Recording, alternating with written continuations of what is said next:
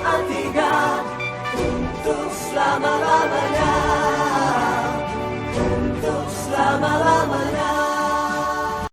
Halo semua para pendengar podcast Sikat Teladan.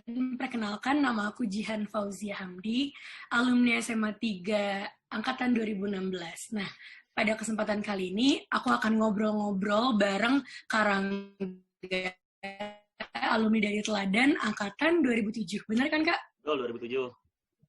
Oke. Boleh dong Karangga perkenalkan diri. Oke, selamat malam. Malam nih ya, Jihan. Iya. Saya Rangga Avianto, saya alumni SMA 3 Jakarta tahun 2007. 2004 sampai dengan 2007. Masuk ke 2004, lulus di 2007. Waktu di SMA saya lumayan aktif di Sabawana, ekskulnya. Cuma Sabawana memang. Sama OSIS juga. Sabawana dan OSIS. Itu aja sih. Terus setelah itu lulus dari 3, saya kuliah di Fakultas Hukum UGM Jogja. Terus lulus, saya balik ke Indonesia, develop perusahaan Jepang yang di Indonesia. Terus kemudian saya bikin kantor hukum saya sendiri, law firm namanya HDR & Partners. Mungkin singkatnya itu dulu, nanti kita explore lebih lanjut gitu ya, Jihan. Seru banget. Pantesan kayaknya kita nggak pernah beririsan, soalnya aku MPK, Kak, waktu di 3. Kebetulan. Aku MPK waktu di 3. Oh, jadi nggak beririsan. Iya. Dan ekskul aku dulu di 3 itu juga Cheers. Jadi aku MPK sama Cheers. Wow. Gitu. Kalau dulu namanya PCT. Pas zaman kamu namanya PCT bukan? Itu pas aku udah Sparkle. Sorry? Sparkle. PCT itu Sparkle. untuk dance-nya. Oh, beda ya. Oke. Beda. Oke. Nah, tadi kan Karangga bilang dulu itu berkecimpung di OSIS dan Sabawana. Nah, betul. Gimana dulu kenapa pada akhirnya memilih untuk ngambil ekskul atau organisasi di 3? Oke, pertama begini, image yang terbangun sama saya pribadi ketika saya masuk ke SMA 3 itu adalah ini sekolah juara nih. Juara dalam konteks oke lah kalau akademisnya mungkin so-so gitu ya. Cuma non akademisnya ini juara banget dan itu kesempatan banget buat kita siswa baru gitu ya untuk develop soft skill kita di ekskul itu, karena ekskulnya 3 itu beragam banget dulu ya. Beragam banget dan itu juara semua gitu loh, semuanya tuh pasti jagoan-jagoan di bidangnya gitu, entah basket, bola, tadi kamu apa cheerleader gitu ya, pencinta alam yang Sabawana, semua itu punya nama di komunitas siswa SMA di Jakarta, setahu saya pada saat saya masuk, dan ternyata memang benar adanya begitu kan ya. Nah jadi bagi saya kesempatan banget buat develop soft skill, kemampuan interaksi di SMA 3, khususnya di ekstrakurikulernya. Ambil dulu, keren aja saya lihatnya, dan memang saya udah lama pengen main di alam gitu. Itu Sabawana, dan akhirnya memang jadi jatuh cinta banget. Jadi Sabawana banget gitu, lebih tepatnya. Terus kalau OSIS, ya bagi saya organisasi di sekolah, ya itu kita harus belajar berorganisasi banget itu di OSIS, karena itu adalah representasinya teman-teman siswa gitu ya. Itu sih, Jihan. Setuju sih Kak, soalnya aku waktu SMP, kan aku masuk 2013. Nah, waktu aku SMP juga tahu tuh 3 bagus banget untuk ekstrakurikulernya, sangat berprestasi, dan itu bisa mendorong untuk kita masuk perguruan tinggi negeri. Jadi dulu kayak di 3 tuh nggak cuma belajar doang, tapi bener-bener yang aku lihat murid-muridnya tuh bener-bener berkembang di organisasi maupun ekskul, karena semuanya tuh bentuk solidaritasnya, gimana mereka develop organisasi atau ekskul, bahkan develop diri sendiri, berkembangnya tuh kayaknya dari ekskul juga. Yes. Itu sih yang aku rasain dari Pambir ya? Sempat tertarik ke Sabawana, cuma kayak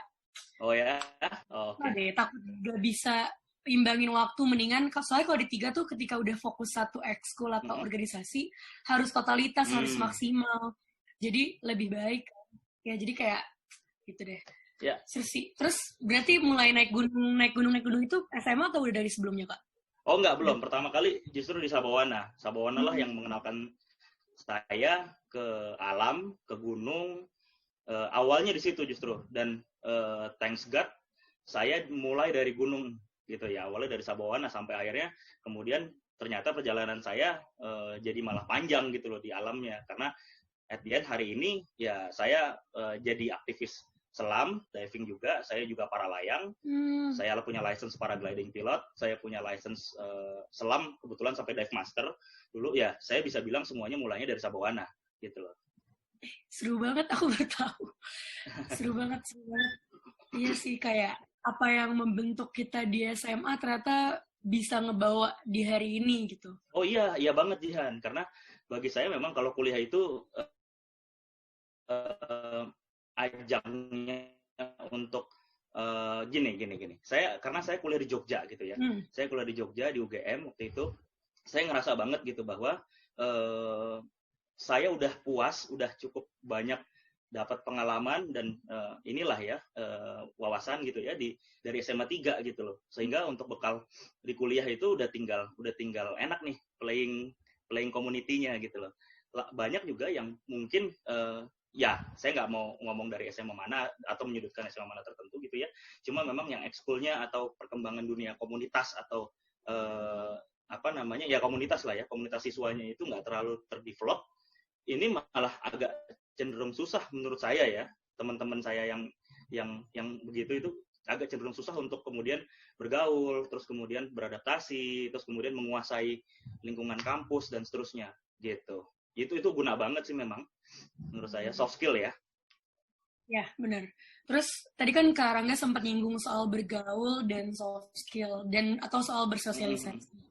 Pandangan Kak Rangga sendiri, seberapa penting soft skill atau sosialisasinya itu di dunia kuliah maupun dunia kerja sekarang? Oke. Saya orang yang sangat-sangat sosialis banget gitu ya. Artinya saya nggak bisa hidup tanpa teman saya.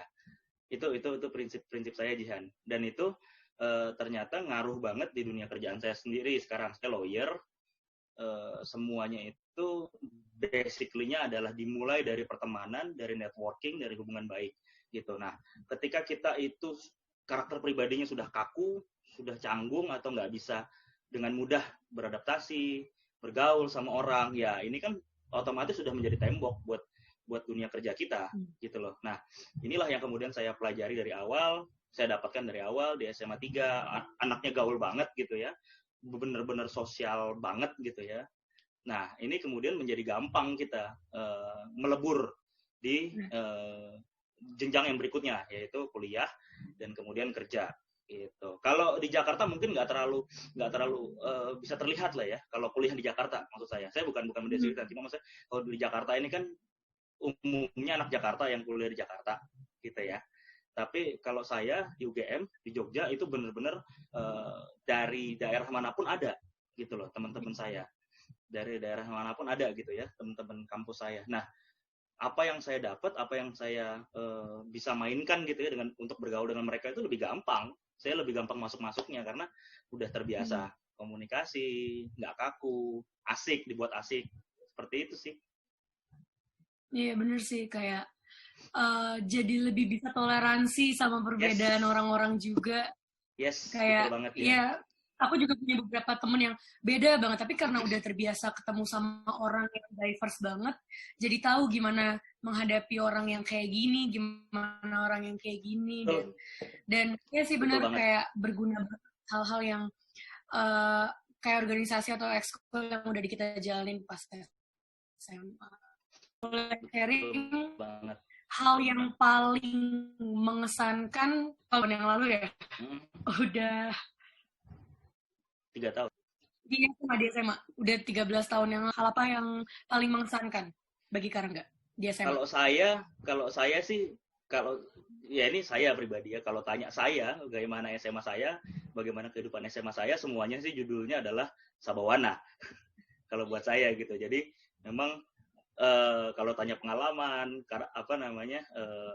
kesan gitu ya, yang paling asik, yang paling dikenang banget gitu, itu memang semuanya ceritanya adalah tentang Sabawana gitu loh. Baik itu kehidupan di dalam sekolah maupun di luar sekolah. Kita solid banget dan itu memang sampai dengan hari ini kita mulai dari sampai dengan angkatan terakhir itu benar-benar bondingnya sangat amat kuat. Saya bisa bilang seperti itu. Iya, dan yang aku tahu juga nggak cuma Sababana tapi hampir semua ekskul di 3 tuh betul. punya ikatan alumni yang baik, ikatan alumni yang betul. kuat ya kan. Jadi betul. jadi semuanya benar-benar terkoneksi. Aku aja yang waktu itu masih angkatan 2016 bisa tahu senior MPK di angkatan 90, 80, atau kakak-kakak Cheers 2011. Jadi itu juga hal baik sih di SMA 3 yang aku lihat. Terus ya, terus soal kesibukan Karangga sekarang, itu berarti sekarang lagi sibuk apa aja, Kak? Tadi sempat nyinggung tadi sempat nyinggung pernah kerja di Jepang ya? Iya, betul. Saya 4 tahun di Jepang, Jihan. Saya 4 tahun setelah saya lulus dari UGM. Oke, setelah saya lulus dari UGM, itu saya langsung ke Jepang. Itu saya kerja di anak perusahaannya Mitsubishi, namanya Sanba Industries waktu itu, selama 4 tahun ya. Ya, saya di sana jadi legal representatifnya. Judulnya legal representatif gitu. Cuma memang saya banyak handling untuk kontrak-kontrak internasionalnya mereka, shippingnya mereka, terus kemudian semua yang berkaitan dengan overseas bisnisnya mereka. Seperti itu. Tapi di lain sisi memang saya punya goals, diberikan goals gitu ya, untuk membuat establish perusahaan mereka yang di Indonesia gitu loh. That's why kenapa mereka hire orang Indonesia, karena mereka pengen ada orang dididik sama mereka, terus kemudian dipegangin, bantuin mereka bikinin perusahaan di sini dan kemudian jalanin perusahaan itu di sini. Dan memang alhamdulillah berhasil. Setelah 4 tahun itu, waktu itu saya di tahun ketiga perusahaannya kita bikin di Indonesia, jadi pabriknya dan terusnya jalan. Seperti itu, Jihan. Intinya masih di bidang legal sih. Saya backup untuk legal. Terus tadi aku sempat lupa nanya, waktu di UGM Karangga juga ikut organisasi nggak? Oke, waktu di UGM, ya itu tadi sebenarnya keterusan di Sababana nih. Waktu di UGM saya ikut aktif di Unit Selam UGM. Gitu. Ya. Jadi kalau di Jogja saya ikut Unit Selam UGM, saya aktif juga di namanya FASI, Federasi Aerosport Indonesia, itu untuk para layang, terjun payung, intinya olahraga dirgantara, itu saya aktif juga di situ. Gitu. Jadi saya aktif di 2. Aktif jauh di selam. Waktu itu saya bilang menekuni lah ya, menekuni banget di dunia selam waktu itu, makanya sampai dive master kebetulan. Terus cara Karangga memanage waktu untuk untuk ngejalanin semuanya dalam satu waktu, baik di SMA maupun di kuliah, kayak belajar tapi juga harus jalan organisasi, tapi juga harus ekskul, dan di kuliah juga ikut kegiatan olahraga yang fisiknya capek, terus kalau kuliah otaknya capek juga, itu gimana cara manage-nya, Kak? Oke, saya bagi 2 fasenya. Yang pertama masalah sekolah di SMA. Yang kedua masalah kuliah. Kalau SMA ini kan kita semacam tidak bisa memilih, tidak punya pilihan untuk belajar apa. Tapi kamu harus belajar itu semuanya, gitu kan ya, suka nggak suka, right? Kan gitu. Ya paling bisa milih IPA atau IPS terakhirnya gitu. Cuma kan memang kita itu satu fase yang harus kita lewati. Artinya memang kalau ini harus dipaksain, gitu loh. Saya memang waktu itu banyak mainnya ya, gitu loh, banyak mainnya di Sababana gitu. Tapi ya alhamdulillah juga nggak keteteran banget juga untuk studinya gitu kan, karena ya saya juga tembus UGM-nya juga tembus gitu kan, alhamdulillah. Nah, lain hal kalau di itu kalau tadi fase SMA. Lain hal kalau di fase kuliah gitu kan.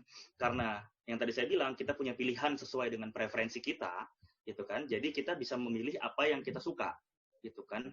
Which is saya sangat suka di dunia hukum. Saya sangat suka belajar hukum basicnya, karena memang saya suka gitu loh untuk mempelajari hukum, menelaah pasal-pasal, hubungan-hubungan hukum segala macam, itu saya memang suka gitu loh. Jadi kalau udah suka, ini nggak akan pernah ada kata bosan gitu, Jihan, dan nggak akan ada pernah kata ini juga capek gitu loh, karena ya kita suka gitu kan.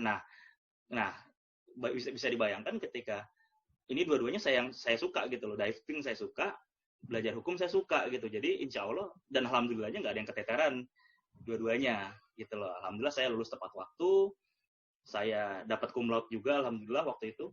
Ya semuanya achieve gitu loh, karena saya suka basicnya. Nah jadi mungkin sedikit pesan buat teman-teman atau adik-adik lebih tepatnya ya, adik-adik di SMA itu yang pertama adalah cari tahu dulu sukanya apa gitu, karena kalau nggak tahu sukanya apa lebih baik jangan dipaksakan satu, karena ini nanti menderita sendiri gitu loh. Kalau menurut saya seperti itu ya. Jadi oke lah mungkin ada cita-cita gitu. Tapi kan sekarang udah banyak tuh ya psikotes atau apa sih yang uji kecocokan ya. Kita cocoknya tuh jadi kuliah apa, cocoknya jadi apa. Ya di psikotes lah. Lebih baik saya saranin banget itu yang pertama PR-nya itu adalah harus tahu kita itu sukanya apa, kita itu ada bakat nggak di situ, gitu kan? Itu mesti di-define dulu itu benar-benar. Kalau itu udah tahu, insya Allah semuanya lancar karena basicnya suka, gitu ya. Ya. Setuju sih sama, karena kayak kita ada beberapa kemiripan, karena aku juga masuk hukum kebetulan karena kesukaan, karena tertarik awalnya kayak mau tahu, mau belajar, terus dan jadinya tuh seneng terus belajar ya. Emang capek, emang ngeluh, tapi tetap dipelajarin karena emang suka, karena mau tahu, interest. Iya sih, dan yang susah tuh kadang itu sih Kak, karena aku ngeliat beberapa, ini aku sharing aja, ada beberapa temen aku yang mungkin masuk semester 5, masuk semester 6 tuh ngerasa, aduh kayaknya gue salah jurusan deh, tapi udah semester 6, dan lo ngerasa itu di tengah jalan, itu kan jadi nggak enak kayak gitu. Itu sih, dan bener banget penting untuk anak-anak SMA yang sekarang untuk tahu maunya tuh apa, maunya belajar apa, jangan sampai di tengah jalan nanti ngerasa miss atau ngerasa salah ngambil langkah, dan itu akan berpengaruh banget ke waktu-waktu yang udah kebuang. Ya sih. Yes, betul banget Dian, betul banget. Iya, terus waktu Karangga, aku penasaran dari SMA itu IPA atau IPS waktu itu? Aku IPS. Oh IPS. Kenapa pada akhirnya milih jurusan hukum? Selain karena yang kan kalau suka mungkin karena udah di dalamnya kan, karena belajar. Nah sebelumnya lagi kenapa akhirnya ngambil jurusan hukum? Kenapa akhirnya ngambil jurusan hukum? Mungkin dulu aku, alhamdulillahnya itu dari SMA aku udah bisa define. Kayaknya gue bakat nih di sini nih, gitu loh. Luar konteks suka ya, Kayaknya gue bakat nih di sini gitu ya. Di OSIS juga kerjaanku tuh ya aku seneng debate sesuatu yang menurut aku nggak logis gitu loh. Aku seneng memfight logikaku gitu supaya orang tuh ngerti gitu loh. Ya, aku sudah udah ngelihat itu gitu, makanya jadi gue memang mau mengambil hukum, gue harus ngambil hukum gitu. Iya sih itu. Sama. Tapi kalau bedanya dulu aku IPA. Jadi hampir banget dulu aku memilih kedokteran, tapi setelah cari tahu diri sendiri lebih tertarik belajar kewarganegaraan, lebih tertarik. Aku juga di MPK kan juga banyak dilatih debat dan lain-lain. Dari situ juga sih jadi tahu maunya apa. Peminatannya apa Kak di hukum? Saya dulu hukum agraria. Agraria dan pertanahan. Dari banyaknya peminatan yang ada, kenapa milih agraria, Kak? Oke, jadi saya percaya bahwa, nah ini kalau ini tadi kan general untuk adik-adik gitu ya, sekarang mungkin untuk adik-adik yang khusus untuk di Fakultas Hukum gitu. Jangan pernah risau sama jurusan gitu, karena jurusan itu nggak akan menentukan nasibmu ke depan juga sih gitu loh. Ini saya selalu menganggap bahwa jurusan itu hanya relate sama skripsimu, cuma itu aja, ketik, that's it gitu. Lo mau nulis tentang apa, ya udah lo ambil itu jurusannya. Jadi saya logika berpikir saya seperti itu gitu Jihan. Karena ya untuk menang di dunia hukum, untuk bisa menguasai gitu ya, lo nggak bisa. Kita hanya belajar tata negara, kita hanya belajar pidana, kita hanya belajar agraria gitu. Kita spesialis di situ doang nggak bisa, karena nanti at the end if you become a lawyer gitu kan, ya nanti kamu akan terbentuk sendiri dengan spesialisasimu gitu loh. Benar-benar. Sekarang saya banyak main di corporate, banyak main di international trading law, tapi background saya agraria misalnya. Itu kan enggak. Saya malah jarang pegang kasus tanah gitu. Jadi ini kan enggak sesuai. Kenapa tadi balik ke pertanyaanmu, kenapa saya ngambil agraria? lagi-lagi karena selam gitu, karena saya banyak nyelam kemana-mana seluruh Indonesia gitu, saya tertarik gitu loh dulu. Jadi saya dulu ngangkat skripsi saya itu tentang kasarnya tentang jual beli pulau gitu. Kok waktu itu marak tuh isunya, kok ada sih resort nelayan nggak boleh bersandar gitu loh, karena pulau ini punya si A, pulau ini punya si B. Saya ini question mark gitu loh, apa iya gue nggak boleh masuk situ? Karena saya pengalaman gitu, saya pakai perahu nelayan kecil, saya mau masuk pulau itu nggak boleh bersandar gitu ya kapalnya. Apa iya, ini kan pantai punya negara harusnya gitu kan? Ternyata benar gitu loh. Yang intinya itu skripsi saya tentang jual beli pulau, agraria, pertanahan gitu loh. Nah, intinya memang yang dibeli adalah tanahnya, bukan pulaunya. Nah, kalau garis pantainya itu ada namanya sepadan pantai. Sepadan pantai itu nggak boleh sebenarnya, itu tetap milik negara. Gitu. Which is everyone can bisa bersandar di situ. Gitu. Intinya tentang itu doang sih. Ya. Thank you Kak udah sharing, aku jadi tahu gitu udah satu hal baru. Karena iya sih setuju, kayak aku juga dulu di awal semester 3 tuh sempat ngerasa aduh kayaknya gue nggak suka deh belajar private law, lebih sukanya yang public gitu. Tapi setelah berjalannya waktu, ketika udah sarjana, orang tuh nggak peduli peminatan lo apa, tapi lo harus bisa paham konteks hukumnya kayak gimana. Ya kan? Bahkan awal masuk hukum tuh banyak yang bilang, oh lo berarti akan ngafalin pasal dong, berarti akan ngafal. Kayak ya nggak mungkin ngafal semua yang di Indonesia, nggak mungkin gitu. Hakim aja sama jaksa buka undang-undang.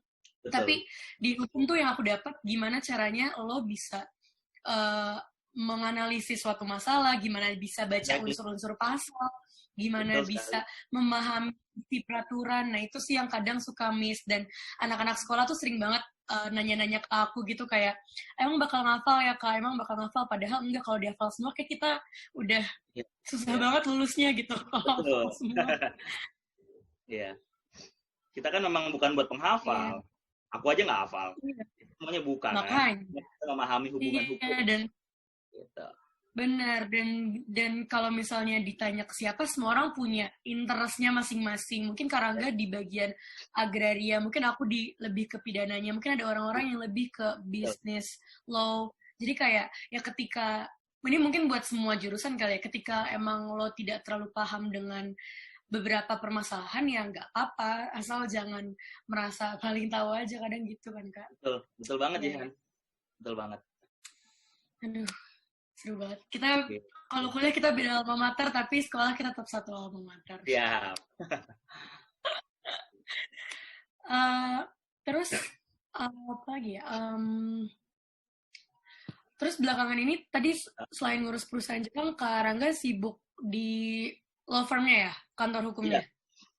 Saya, ya kantor hukum saya kebetulan memang karena saya ada background Jepang tadi ya, jadi memang kita itu kan kalau berbisnis gitu ya, membangun sebuah bisnis itu harus punya market. Itu yang pertama, marketnya harus niche market. Niche market itu adalah spesifik gitu loh, tahu. Yang penting tahu marketnya. Nah, kebetulan memang orientasi market saya itu adalah Jepang. Foreign company, tapi khususnya Jepang gitu. Jadi kantor saya 80%-an itu asing, dan sebagian besar dari itu adalah Jepang kebetulan. Kita handling semuanya mulai dari start establishment-nya sampai ke daily legal maintenance-nya, sampai dengan dispute-nya mereka juga, sampai dengan merger, akuisisi, likuidasi, sampai dengan bankruptcy. Kebetulan saya juga kurator di situ, jadi kita di kantor kami juga banyak bermain case-case kepailitan gitu. Berarti kalau banyak menghadapi klien-klien luar negeri atau klien-klien asing, apakah itu juga cukup menantang nggak sih? Maksudnya kayak, atau itu berpengaruh dari gimana Karangga belajar bersosialisasi dari sekolah, kuliah, itu cukup mempengaruhi nggak Kak? Sangat mempengaruhi Jihan, karena totally different gitu ya. Treatment klien lokal dan klien asing itu sangat beda. Itu yang pertama. Treatment klien asing yang European based atau American based dengan Japanese based itu juga beda. Totally beda gitu loh. kalau simpelnya mungkin saya bisa kasih contoh, kalau American base atau European base itu lebih berorientasi pada result gitu ya. Tapi kalau Japanese base itu berorientasi pada proses gitu loh. Kasarnya kalau yang American European base itu lo atur deh gimana caranya, pokoknya beres. Gue nggak mau tahu prosesnya, yang penting beres. Ini kalau kata Amerika. Tapi kalau kata Jepang, you cannot go there gitu loh. Kamu harus bisa jelasin in every detail gitu loh. Ini prosesnya gimana nih caranya bos gitu, jadi harus tahu logikanya gitu. Itu tuh beda gitu. Ini saya kasih bocoran lah ya. Kalau orang kliennya lokal ya cincai lah, lebih cenderung cincai, pokoknya semuanya bisa dicincai kalau orang lokal ya Indonesia gitu sih. Itu karakter ya, tergantung kita ya. Kita namanya dunia bisnis, kita harus bisa ngikutin flow gitu loh. Yang namanya klien itu kan adalah raja gitu ya dimanapun, jadi kita yang harus bisa beradaptasi, ngikutin preferensinya mereka gitu, Jihan. Ya, seru sih. Dulu waktu Karangga SMA pernah kebayang nggak Karangga bisa jadi orang yang hari ini? Aku mimpi memang untuk jadi lawyer gitu loh. Cuma dengan yang dengan sampai sini ini aku beyond sih sebenarnya, beyond blessed sih kalau sampai sini ya gitu loh. Cuma memang aku targeting gue harus jadi lawyer nih gitu. Cuma memang ternyata ya itu Tuhan punya lika-liku sendiri gitu yang akhirnya nganterin kita, oh ini yang lebih baik nih gitu Jihan. Tapi Karangga setelah lulus kuliah itu sempat ngerasa struggle dalam hal kerja apa ya, cari kerja atau gimana? Mungkin karena aku fresh graduate dan orang-orang lagi di tahap yang kayak gitu. Nah itu gimana? Kalau aku kebetulan alhamdulillahnya langsung Jihan waktu itu, makanya aku langsung selang berapa bulan dari wisuda itu aku langsung ke Jepang waktu itu, karena memang proses rekrutmennya itu udah jauh hari sebelum aku wisuda waktu itu, seperti itu ya. Gitu. Jadi memang kalau aku nggak ada jeda untuk nganggur, karena jedanya untuk nganggur itu waktu itu aku justru intensif belajar bahasa Jepang waktu itu, karena kan yang dalam 4 tahun saya di sana itu bahasa yang saya pakai baik itu lisan maupun tulisan semuanya Japanese gitu. Sampai sekarang pun saya treatment klien saya di kantor juga kita pakai language-nya Jepang gitu, English atau Jepang. Nah tadi kalau balik ke pertanyaan kamu, triknya buat saya sih jangan pernah gini. Kebanyakan masalahnya fresh graduate itu adalah pesimis, underestimate. Karena saya banyak wawancara di kantor saya, banyak ketika kita rekrutmen saya banyak gitu ya. Saya ngerasa banyak teman-teman itu yang pesimis, aduh gue belum dapat kerja nih, aduh gue belum dipanggil nih gitu kan. Percayalah bahwa semua baik itu rezeki, jodoh, kerjaan itu semuanya udah ada garisnya gitu loh. Kalau saya punya garis, saya akan kerja di kantor A, dan di kantor A ini saya akan ketemu si B, si C, si D, si E. Itu udah ada garisnya.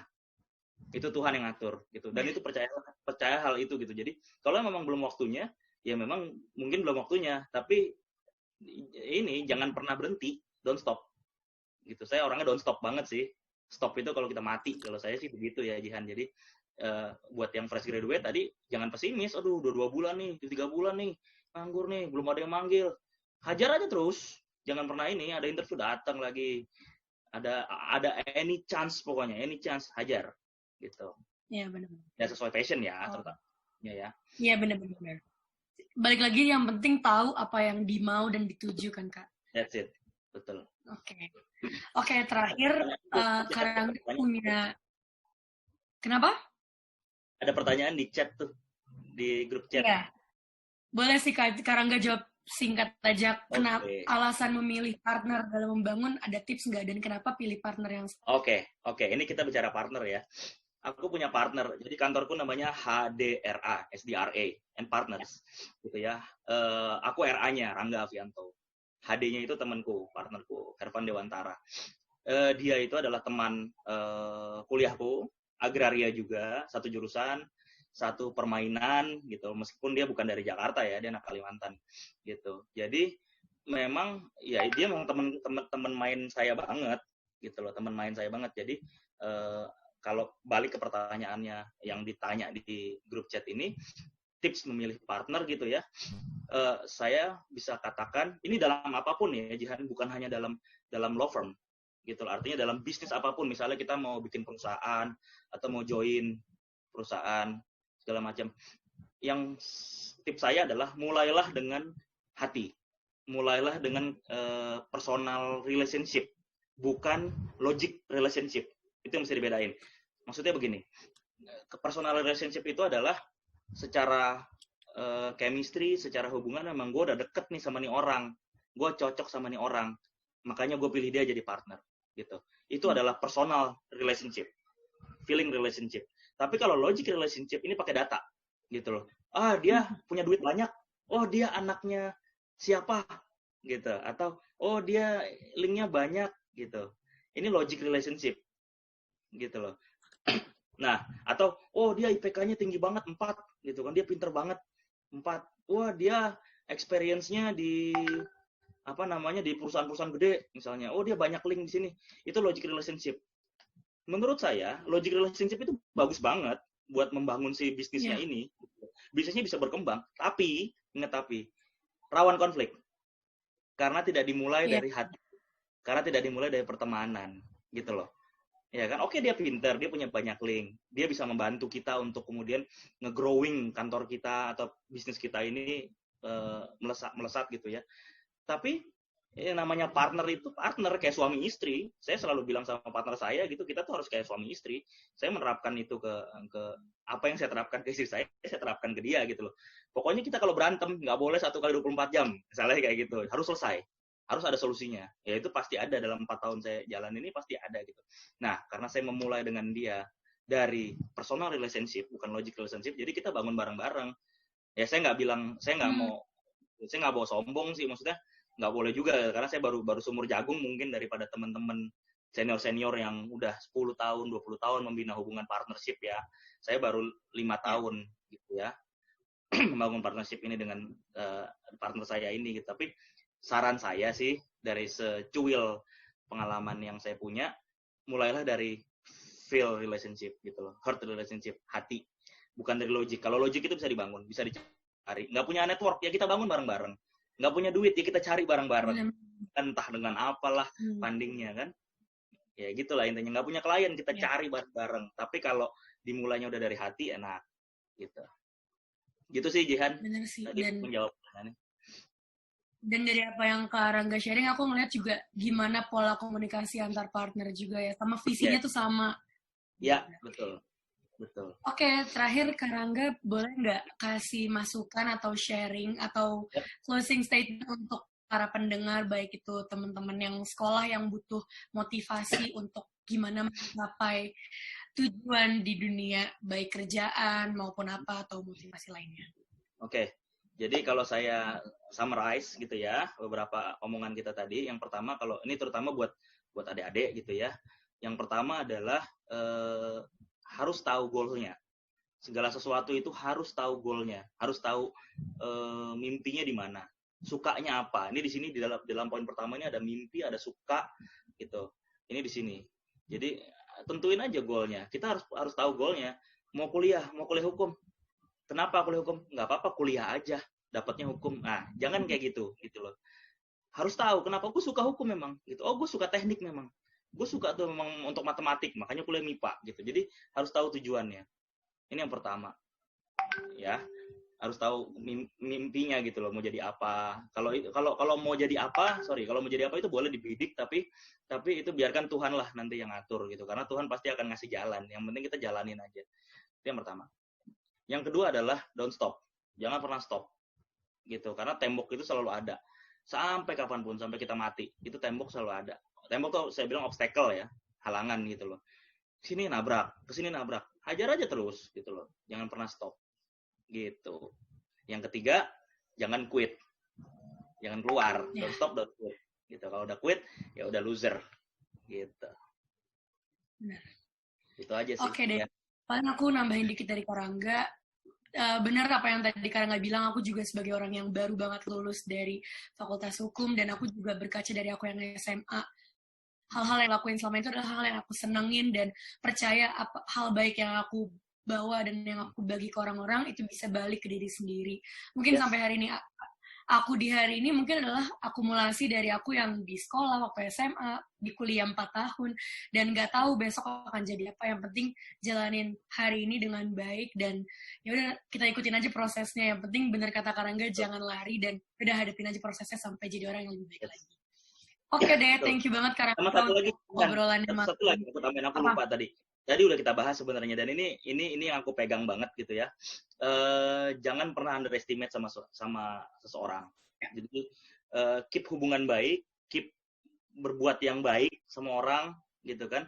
Rata aja semua orang jahatin kita, baikin aja lagi. Orang jahat kita, baikin aja lagi. Saya sih selalu seperti itu ya, karena saya selalu punya prinsip begini, Jihan.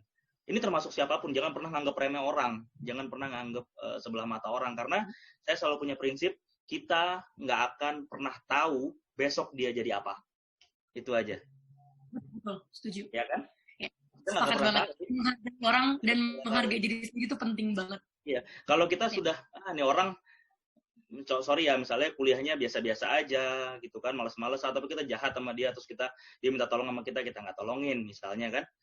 Besok dia jadi menteri, ya kan? Begitu kamu lihat gitu, wah jadi menteri dia, gitu kan. That way kita butuh bantuan lah misalnya gitu ya, butuh koordinasi atau apa gitu kan, ada yang intinya yang bisa dia bantu lah, kan jadi masalah. Wah dia dulu jahatin gue tuh. Iya. Ya, gitu. Tapi kalau kita apa sih susahnya gitu kan, itu cuma ada di hati kok, ego gitu loh. Kita orang gini, ya udah lepas aja, ikhlas aja, berbuat baik aja sama orang. Nah, saya prinsipnya seperti itu, Jihan. Gitu. Benar.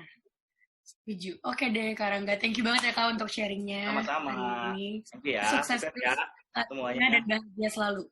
Oke, sehat-sehat selalu ya, lagi COVID begini. Ya, buat para pendengar semuanya juga sehat-sehat di tengah pandemi kayak gini. Amin. Oke, thank you, Kak.